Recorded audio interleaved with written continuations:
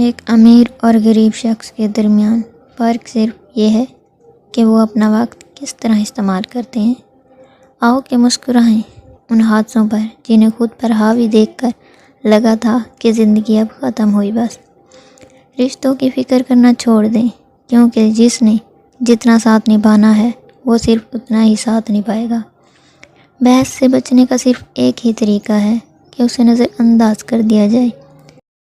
ایک بزرگ کہنے لگے، نیک عورت اور بے تحاشا دولت صرف 3 چیزوں سے ملتی ہے: محنت کرنے سے، اللہ کی عبادت کرنے سے، نظریں جھکا کر چلنے سے۔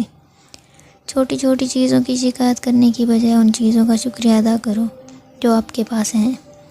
اگر آپ خوشی کو برقرار رکھنا چاہتے ہو تو آپ کو اسے بانٹنا ہوگا۔ خود کی تعریف نہ کریں، ورنہ کوئی بھی آپ پر یقین نہیں کرے گا۔